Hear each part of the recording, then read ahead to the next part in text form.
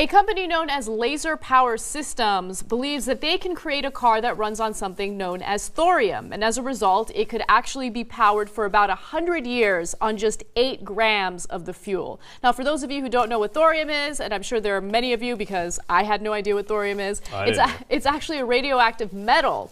And there have been cases in the past where nuclear power plants were supposed to be powered by thorium instead of uranium. However, the Nixon administration nixed it. Now, it's really, really fascinating. Motherboard did this great documentary that you guys should check out on YouTube. We took a little part of it where they explain what thorium is. Take a quick look at that, and then we'll discuss this car.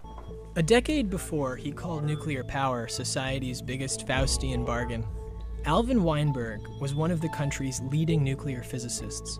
He invented the light water reactor, the world's most common kind today, the type used at Fukushima. But in the 1960s, as director of Oak Ridge National Laboratory, he began to pursue another idea, called the molten salt reactor. Instead of operating at high pressure with a solid fuel made of uranium, it worked at low pressure, using a liquid fuel that could be made of thorium. Thorium has many advantages. It can produce about 90 times as much energy as uranium and a fraction of the waste. And that waste isn't useful for making bombs. The reactor was considered walk-away safe because it relied on physics, not machines or humans, to keep the reaction under control. So as I watch that, Anna, I get so sad about all the progress that was stopped in its tracks. Because once we started using uranium and once we started doing nuclear power plants, well, then a whole industry developed around that way of getting energy. Around uranium, right. Exactly. Right. So then people are like, well, then I got no use for thorium. Like, I don't make money that way, I make money this way. That's exactly right. We're going to go in that direction for decades on end, right or wrong. So what's fascinating about what's happening today is obviously we need alternative forms of energy, right? And thorium is a possibility for that. So some of you might wonder, why is it that we're not going forward with it? Well, I would like to see more information about it, and you know, I would like to see more research into it. And the way of doing more research, the way of getting more funding for it, is to change the mindset about nuclear energy, because thorium is another form of nuclear energy, and of course there is a lot of negative press about that.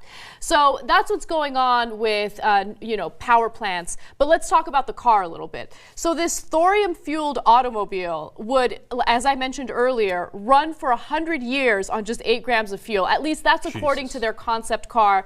I can't even believe a car can run for 100 years, period, even if you have to refuel, right? Right. That's like inconceivable to me. So the funny thing is, I'm so cheap that I saw that part of the story and I thought, you know what, I don't need it for 100 years.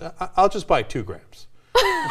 But what difference does it make? It's just, well, it depends on how expensive it is, of course. But apparently it would be much more cost efficient. Yeah, so let me tell you how it would work. According to the company, because thorium is so dense, it has the potential to produce tremendous amounts of heat. The company has been experimenting with small bits of thorium, creating a laser that heats water, produces steam, and powers a mini turbine. Just 1 gram of the substance yields more energy than 7,396 gallons of gasoline, and 8 grams would power the typical car for a century. It's got frickin' lasers on its head.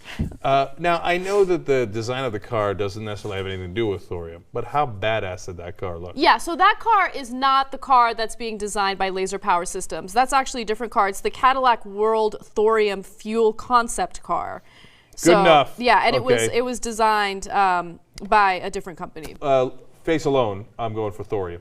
And if you're going to put thorium in a car, it should look like that.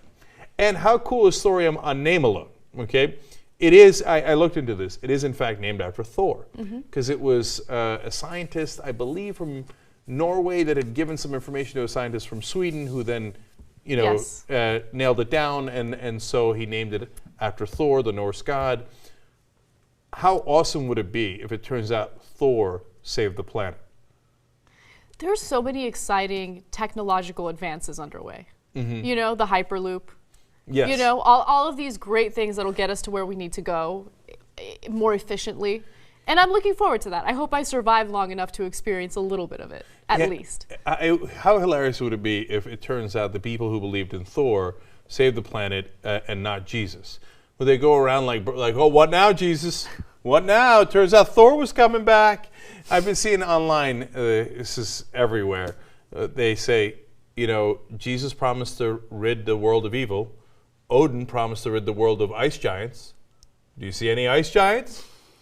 Think about it. Good point. And here comes Thorium to the rescue.